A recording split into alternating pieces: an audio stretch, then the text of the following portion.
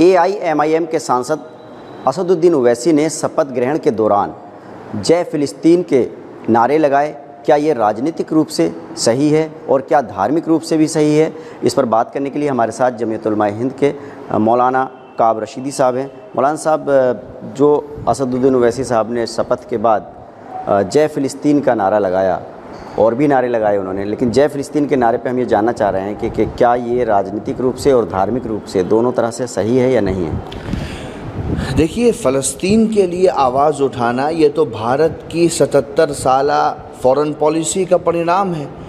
भारत के जितने प्रधानमंत्री आए हैं, जितनी सरकारें आई हैं 47 के बाद आज तक 2024 तक, हर सरकार ने फ़लस्तीन के हितों के लिए बात की है। पार्लियामेंट के अंदर फ़लस्तीन के हितों के लिए बात हुई है और भारत हमेशा से एक सॉवरेन संप्रभुत्व राज्य के तौर पर फ़लस्तीन को दुनिया के पटल पे देखना चाहता है।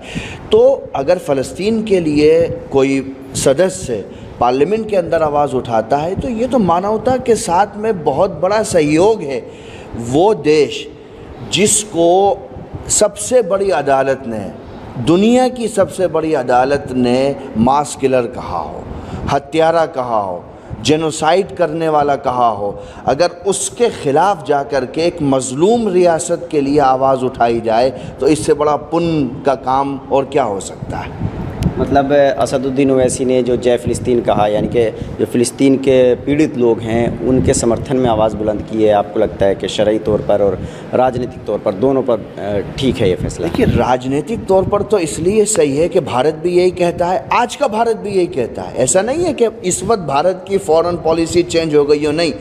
दूसरा ये कि इंटरनेशनल कोर्ट ऑफ जस्टिस क्या कह रहा है। भाई, मैं अगर कोई बात कहूँ तो आप कह सकते हो कि मैं प्रो मुस्लिम हूँ। इंटरनेशनल कोर्ट ऑफ जस्टिस में तो मुसलमान नहीं है, उसने कहा है कि मास किलर है, हत्यारा है, बच्चों का कत्ल किया, 50,000 से ज़ायद मासूमों को मार दिया इन्होंने। इनसे बड़ा आतंकवादी दुनिया में और कौन हो सकता है? इजराइल से बड़ा आतंकवादी कौन हो सकता है? इसको कहने में कोई संकोच ही नहीं है। और जो आज इजराइल के साथ खड़ा है, इतिहास उसको मास किलर के रूप में किताबों के अंदर दर्ज करेगा। और जहाँ तक धार्मिक तौर पर आपने सवाल किया है, देखिए, आप मुझे फ़लस्तीन से अलग नहीं कर सकते और ना आप मस्जिद अक़सा को मुझसे अलग कर सकते हैं। मैं जिस किताब को मानता हूँ उस किताब में कहा गया है कि सुब्हानल्लज़ी अस्रा बिअब्दिही लैलन मिनल मस्जिदिल हराम इलल मस्जिदिल अक़सा।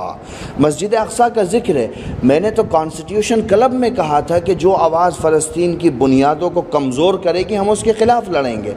तो फ़लस्तीन के साथ खड़ा होना भारत के नागरिक होने के तौर पर मेरा संवैधानिक दायित्व भी है और मैं मुसलमान हूँ तो मेरा धार्मिक कर्तव्य भी है कि मैं फ़लस्तीन की मज़लूम आवाज़ के साथ में खड़ा रहूँ। और कभी दुनिया की कोई शक्ति मुझको मस्जिद अक़सा से अलग नहीं कर सकती है और मस्जिद अक़सा को मुझसे अलग नहीं कर सकती। इसमें किंतु परंतु इफ़ बट कुछ भी नहीं है। देखिए, मौलाना काब रशीदी साहब का कहना है कि असदुद्दीन ओवैसी ने जो जय फिलिस्तीन का नारा लगाया है वो भारत के राजनीतिक हिसाब से भी सही है और एक मुसलमान होने के नाते धार्मिक हिसाब से भी सही है। तो असदुद्दीन ओवैसी के नारे का वो साफ़ तौर पर समर्थन करते हुए नज़र आ रहे हैं। Ubaidur Rahman, news network, Moradabad.